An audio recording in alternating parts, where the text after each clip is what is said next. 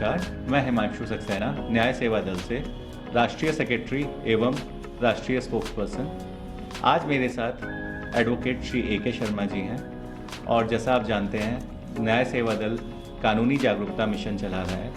इसी मिशन के अंदर विमेन प्रोटेक्शन के लिए बने हुए लॉज का जिस तरह मिसयूज़ हो रहा है, जो जग जाहिर है, उसके ऊपर हम एक जजमेंट का एनालिसिस कर रहे हैं। जजमेंट है, बहुत प्यारी जजमेंट है सुप्रीम कोर्ट की, Preeti Gupta versus state of Jharkhand. इस जजमेंट का एक लीगल एनालिसिस और किस तरह से सोसाइटी को इम्पैक्ट करता है, ये जानने के लिए आज हम बात करेंगे। सर, थोड़ा सा बताएं ये जजमेंट क्या, किस बारे में थी, क्या हुआ था इसमें? धन्यवाद आपका कि आपने बहुत महत्वपूर्ण जजमेंट के बारे में बात किया। जनरली क्या होता है कि अब टीवी में बहुत डिबेट होती है, लेकिन इन मुद्दों पे कोई डिस्कशन नहीं करना चाहता। एक जजमेंट है Preeti Gupta and others versus state of Jharkhand 2010 की जजमेंट है। बहुत महत्वपूर्ण जजमेंट है।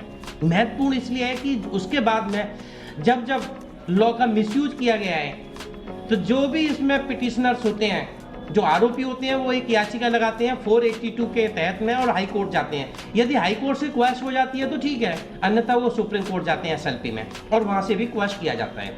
तो जब सुप्रीम कोर्ट ऑफ इंडिया ऐसे केसेस को क्वैश करती है तो इस केस का हवाला जरूर दिया जाता है, क्योंकि इसमें महत्वपूर्ण बात यह है, निष्कर्ष बताता हूं कि एक शिकायतकर्ता महिला है जिनकी शादी लगभग 1 साल पहले ही हुई थी।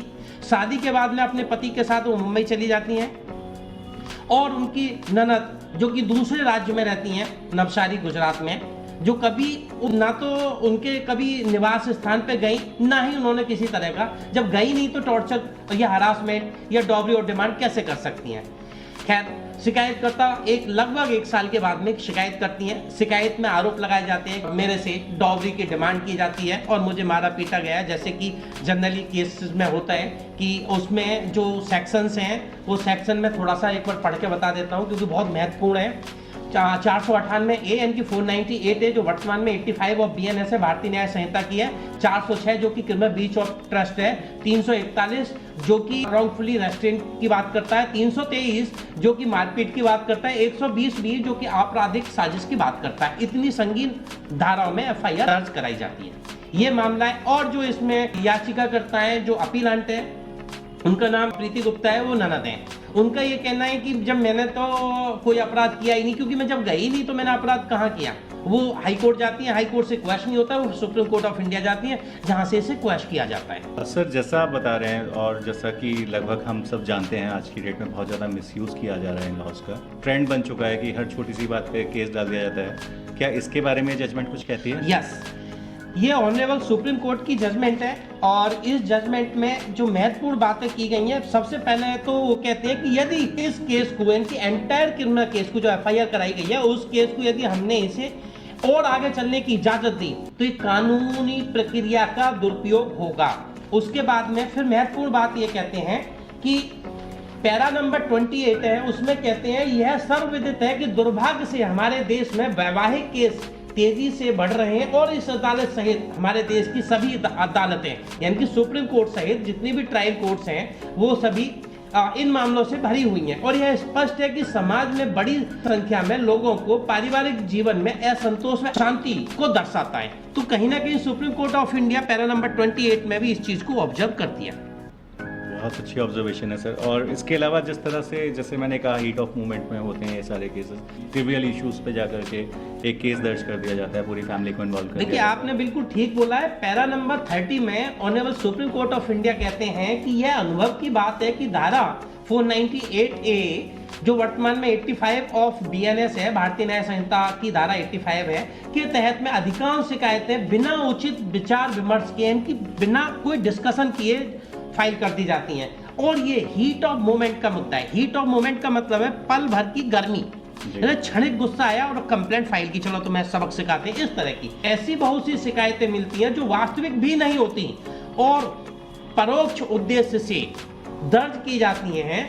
साथ ही दहेज के वास्तविक मामलों की संख्या में तेजी से वृद्धि भी एक गंभीर चिंता का विषय है। सर, इस मामले में क्या कोई रिस्पॉन्सिबिलिटी बार मेंबर्स की, या जैसे जो लीगल नॉलेज रखने वाले हैं जी। उनके लिए भी कोई उनकी रिस्पॉन्सिबिलिटी हाईलाइट की गई है? देखिए, आप पैरा नंबर 31 में honourable supreme court of India learned bar member कह के पुकारती है, जो कि सिर्फ एडवोकेट्स के लिए संबोधित किया गया है। वो कहती है कि बार के सभी सम्मानित सदस्यों की एक बड़ी सामाजिक दायित्व है कि वह सुनिश्चित करें कि सामाजिक जीवन का सामाजिक जो ताना बाना है नष्ट ना हो, और यह भी सुनिश्चित करने का प्रयास करें कि आपराधिक शिकायतों में छोटी छोटी घटनाओं को बढ़ा चढ़ा के दर्ज ना किया जाए, क्योंकि कई बार ऐसा भी देखा गया है कि कई छोटी सी एक घटना होती है उसे बढ़ा चढ़ा के दर्ज किया जाता है। खैर, उसके बाद कहते हैं अधिकांश शिकायतें तो उनकी सलाह या सहमति से ही दर्ज की जाती हैं, यह सुप्रीम कोर्ट ऑफ इंडिया का कहना है। बार के विद्वान सदस्य जो कि नोवेल प्रोफेशन से जुड़े हुए हैं, उन्हें इस महान परंपरा को बनाए रखना चाहिए और धारा 498A के तहत प्रत्येक शिकायत को एक बुनियादी मानवीय समस्या के रूप में देखना चाहिए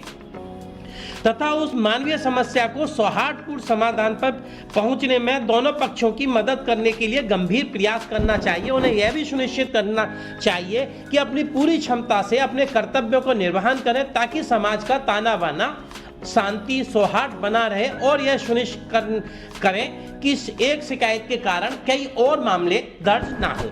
मैं आपसे ये जानना चाहूँगा कि क्या इतना आसान है, कोई ऐसे कॉन्सिक्वेंसेस उनको नहीं दिखते हैं पहले कि मैं एक झूठा केस फाइल करने जा रही हूँ? इसके बारे में कुछ कहा है इसमें? जो ये झूठे केसेस दर्ज होते हैं, क्या इसमें कभी ये नहीं देखा जाता है कि आगे आने वाले टाइम में जब पता चलेगा ये झूठा केस है, इसका लड़के के परिवार पे क्या असर पड़ेगा या कंप्लेनेंट के ऊपर क्या असर पड़ेगा? आपने बिल्कुल सही सवाल किया है। मेरा ये कहना है कि सुप्रीम कोर्ट ऑफ इंडिया को एक समानांतर सभी को देखना है। सुप्रीम कोर्ट ऑफ इंडिया कभी भी या कोई भी कोर्ट कभी भी कोई भेदभाव नहीं करती, कोर्ट नहीं करती।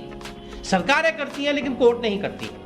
कोर्ट को सभी जाति धर्म भाषा क्षेत्र लिंग जो भी है सभी के आधार पर सभी को समान एक समान देखा जाता है, लेकिन कोर्ट ने इसका मिसयूज नहीं कहा है। लेकिन हाँ, कोर्ट ने पैरा नंबर 32 में कहा है कि दुर्भाग्य से शिकायत दर्ज करते समय शिकायतकर्ता द्वारा भविष्य में होने वाले परिणामों की कल्पना नहीं की जाती, और शिकायतकर्ता जो होता है वो आरोपी और करीबी रिश्तेदारों को बहुत असहनीय पीड़ा और दर्द का कारण बन सकती है। सुप्रीम कोर्ट अपने एक मर्यादित भाषा में इतना कहा है कि इन बातों के लिए हमेशा शिकायतकर्ता को इस पर विचार करना चाहिए, और कोई भी शिकायत करने से पहले सोच समझ कर ही परिवार से डिस्कशन करने के बाद ही, क्योंकि पारिवारिक मामले हैं, इन्हें आगे बढ़ाने से या और ज़्यादा डिस्प्यूट क्रिएट करने का कोई औचित्य नहीं बनता। तो सुप्रीम कोर्ट बहुत मर्यादित भाषा में जवाब देती है। तो सर, जिस तरह से ये जजमेंट है, क्या इसके बेसिस पे सुप्रीम कोर्ट ने आगे लॉ कमीशन को कुछ बोला है या कुछ फर्क पड़ा है इसके बाद? देखिए, धारा नंबर 35 में सुप्रीम कोर्ट कहती है मुकदमों के अंतिम रूप से बरी होने पर भी अपमान की पीड़ा के गहरे निशान नहीं मिट पाते। इनकी सुप्रीम कोर्ट भी वही चीज कह रही है। यदि किसी को डिस्चार्ज कर दिया गया या बाइज्जत बरी कर दिया गया, लेकिन उस पर आरोप तो लगे थे और वो कोर्ट तक भी आया था, लेकिन उसके आरोप एक गहरे निशान छोड़ जाते हैं, चाहे वो बाइज्जत बरी होकर चले गए। साथ ही वो कहते हैं दुर्भाग्य से इन शिकायतों की बड़ी संख्या में न केवल न्यायालयों में एक बाढ़ ला दी है, बल्कि समाज में शांति सद्भाव और खुशहाली को प्रभावित करने वाली भारी सामाजिक अशांति भी पैदा की है। अब समय आ गया है। देखिए, सुप्रीम कोर्ट, जो आपने सवाल किया उसी का उत्तर यहाँ है कि सुप्रीम कोर्ट ऑफ इंडिया कहती है कि अब समय आ गया है विधायिका को, विधायिका कहा जाता है लॉ कमीशन ऑफ इंडिया, यानी कि विधि आयोग, जो हमें विधि आयोग बोल देते हैं उसे लॉ कमीशन कहा जाता है, उसे विधायिका भी बोलते हैं। वो कहते हैं विधायिका को वास्तविक और व्यवहारिकता को ध्यान में रखना चाहिए और मौजूदा कानून, इनकी मौजूदा का मतलब है 498A जो वर्तमान में अब जो नया कानून में बदलाव किया है वो 85 ऑफ BNS है, भारतीय न्याय संहिता की 85 है। मौजूदा कानून को बदलाव करना चाहिए और मौजूदा कानून में उपयुक्त बदलाव करने चाहिए। विधायिका के लिए अनिवार्य बात है कि वह जनमत व्यवहारिक, जनमत मतलब पब्लिक को उनके व्यवहारिक और वास्तविकताओं को ध्यान में रखे और कानून के प्रासंगिक प्रावधानों में आवश्यक बदलाव करे। हम रजिस्ट्री को निर्देश देते हैं। देखिए, सुप्रीम कोर्ट क्या कहती है कि अब जो रजिस्ट्री होती है, रजिस्ट्री को वो एक निर्देश देते हैं कि इस फैसले की, इनकी इस जजमेंट की एक copy law commission of India को भी दी जाए। और उनको इसकी कॉपी भेजी गई थी। साथ ही साथ में अगर ये कॉपी लॉ मिनिस्टर के जो सेक्रेटरी हैं, लॉ सेक्रेटरी, उन्हें भी दी जाए, ताकि वो समय मिलने पर लॉ एंड जस्टिस के मिनिस्टर हैं उनके सामने रखी जाए और उन्हें लगे तो इस पर उचित कदम उठाए जाए और इस कानून में बदलाव किया जाए। ये honourable supreme court of India की ऑब्जर्वेशन है। सर ये जानना चाहूँगा मैं, जैसे बताया कि लॉ कमीशन को भी ये जजमेंट भेजी गई है जी। हमारे व्यूअर्स के लिए बताएंगे ये जजमेंट कब की है? देखिए, ये जजमेंट 2010 की जजमेंट है। उस समय ही सभी लर्नेड बार एसोसिएशन के मेंबर्स, इनके अधिवक्ताओं को भी बताया गया है। 6 ऐसे मुद्दे हैं जिन्हें मैं रिपीट करना चाहूँगा। पहली बात में कोर्ट का ऑब्जर्वेशन ये है कि बिना उचित विचार विमर्श कि भविष्य में क्या परिणाम होगा और केस दर्ज करा दिए जाते हैं, जो कि क्रिमिनल केस बनता है। पॉइंट नंबर 2 कि मामूली मुद्दों पर, छोटी छोटी मुद्दों पर केस दर्ज किए जाते हैं, यानी कि हीट ऑफ मोमेंट पर केस दर्ज किए जाते हैं। पॉइंट नंबर 3 कि छोटे छोटे मुद्दों को बढ़ा चढ़ा के केस दर्ज किए जाते हैं। पॉइंट नंबर 4 पूरे परिवार को, यहां तक कि दूर बैठे रिश्तेदारों को भी लपेटा जाता है, घसीटा जाता है केस में। पॉइंट नंबर 5 कि एडवोकेट को हमेशा अपनी जिम्मेदारी का भी ध्यान रखना चाहिए, क्योंकि इसमें लर्नेड बार मेंबर करके संबोधित किया गया है कि और कहा गया है कि उनकी शिकायत एवं उनके सुझाव पर ही ऐसी कंप्लेंट जाती हैं। तो उनके लिए भी कहा गया है कि आप एक नोबेल प्रोफेशन से जुड़े हुए हैं, तो कृपया आप भी अपनी एक जिम्मेदारी को समझें और सामाजिक ताना बाना को बनाए रखें। नंबर 6 पे कहते हैं कि एक केस की वजह से अन्य केस दर्ज ना हो। तो ये 6 महत्वपूर्ण मुद्दों पर बात करती है। जैसा आपने देखा ये 2010 की जजमेंट है। इसके अलावा और बहुत सारी ऑब्जर्वेशंस हैं, बहुत सारी जजमेंट्स हैं जो हम आपके लिए आगे लाते रहेंगे। जहाँ सुप्रीम कोर्ट की सिमिलर ऑब्जर्वेशंस हैं, जहाँ वो ये कहती है कि इस धारा को आगे देखने की ज़रूरत है, इसमें कुछ बदलाव की ज़रूरत है।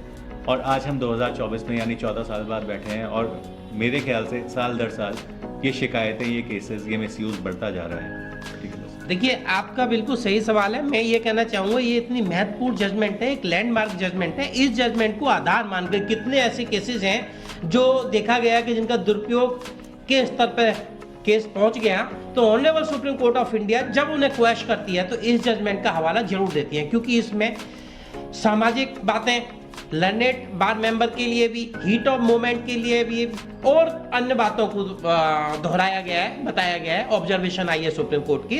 तो ऐसे मुद्दों पे जब जब ऐसी क्वेश्चन की जाती हैं तो इस जजमेंट का नाम जरूर आता है। तो धन्यवाद आपका, जो आप बहुत महत्वपूर्ण मुद्दे पे आपने डिस्कशन किया, क्योंकि ये सामाजिक क्या होता है कि जजमेंट पे जनरली सब लोग बात नहीं कर पाते, डिस्कशन नहीं कर पाते, तो आम लोगों तक तो ये मुद्दे पहुंच ही नहीं पाते। जी धन्यवाद सर, आपने जिस तरह से बताया काफ़ी लोगों को क्लैरिटी मिलेगी, एक जागरूकता आएगी कि किस तरह इन मुकदमों की बाढ़ आ रही है, किस तरह से हीट ऑफ द मोमेंट में। और आगे हो सकता है कुछ लोगों को इससे सीख भी मिले कि किसी को कुछ मिलता नहीं है, सबका जाता ही है, सबका खोता ही है। तो हीट ऑफ द मोमेंट में ना एक्ट करते हुए सोच समझ के निर्णय लें। कोई परेशानी है तो उसको सॉल्व करने की कोशिश करें और एक अच्छी तरह से अपनी लाइफ को जिए। Thank you sir. धन्यवाद।